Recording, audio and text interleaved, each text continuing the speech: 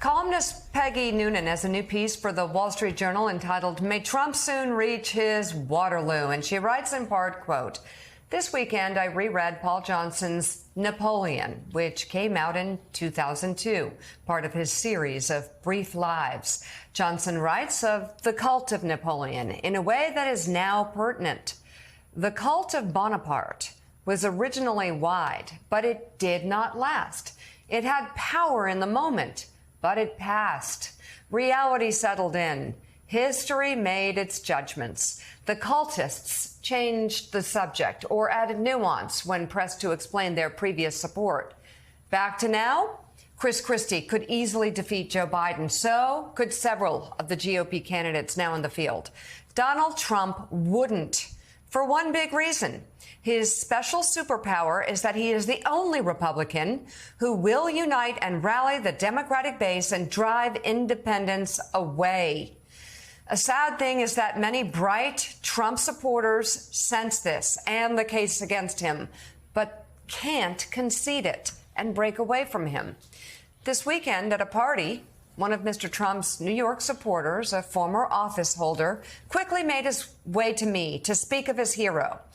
He referred to the Abraham Accords and the economy and said, surely you can admit he was a good president. He was all wound up, so I spoke slowly.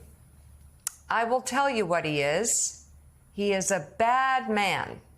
I know it. And if I were a less courteous person, I would say that you know it too. He was startled, didn't reply, and literally took a step back. Because I think he does know it. Political cults are never good, often rise, always pass. May it this time come sooner rather than later. Yeah, and before I go to Chris Matthews, I just have to correct something. And it's just an ongoing irritant when people go, oh, and the economy was so great. No, I know. It was horrific. The worst 40 years since Herbert Hoover. And if you look even before deaths? COVID, I mean, he was responsible for so much. So many deaths. Of the mishandling of COVID, the denying that it was coming, not preparing businesses. And then the shutdowns lasted longer because of it. But even before COVID, he ranked 7th since 1960 in presidents in GDP. Jimmy Carter had GDP growth that was higher than Donald Trump's. But Donald Trump just kept repeating it over and over again. And then news people would repeat it over and over again. And then people following him would repeat it over. No, he wasn't. It's not true. He was not a good president when it came to the economy, even though he helped the richest 0.01% in the world, on the in the country. So Chris, there's Peggy Noonan talking about when the fever breaks. Yeah. We've been looking and wondering when that fever is going to break for some time. I'm not so sure it has to break all the way. When you have 25% of Republicans saying they'd never vote for him, you need 1 or 2% to swing this way or that in Wisconsin, Michigan, and in Pennsylvania for an election to completely get out of the reach of Donald Trump. Yeah, I think it's the same 7 or 8 states that we saw in 16 and in 20 that are going to decide this election, whether it's Wisconsin, Georgia, and Arizona, or it's Pennsylvania, Michigan, and Wisconsin. It's in that group of states that are going to make up their mind.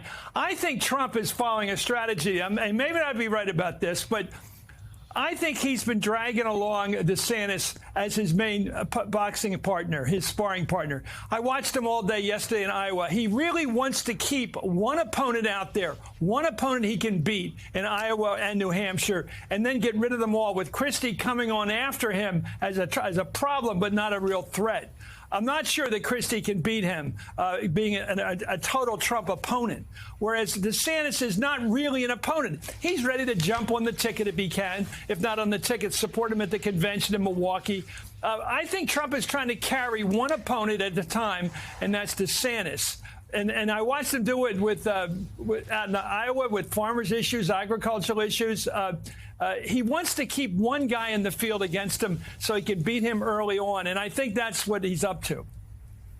And Chris, let me ask you about Joe Biden on the other side.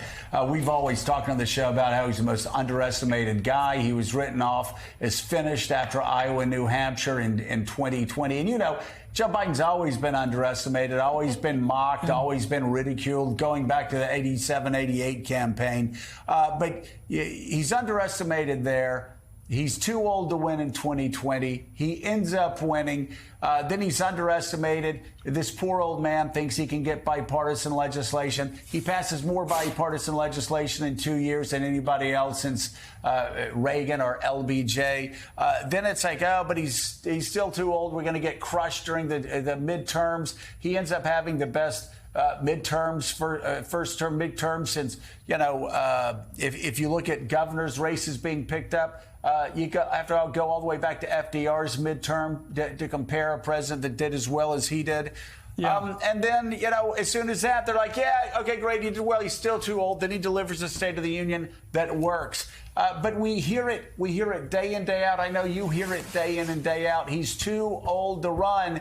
And that's coming from a lot of Democratic insiders. What do you think?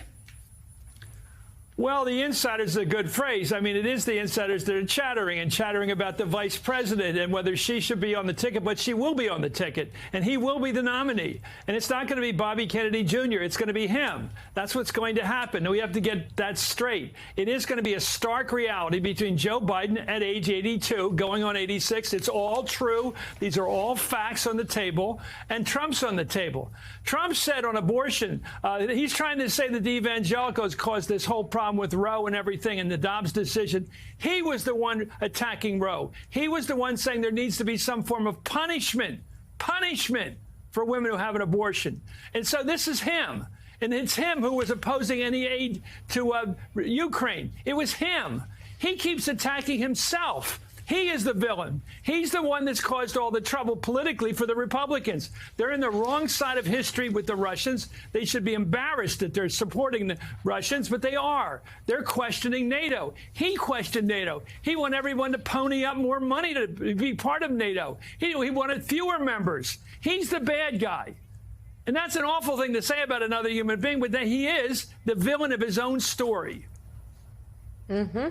Wow. Absolutely. No doubt about Amen. it. Chris Matthews, thank you very much. We appreciate your being on. Always great talking to you, Chris. Always great to see you.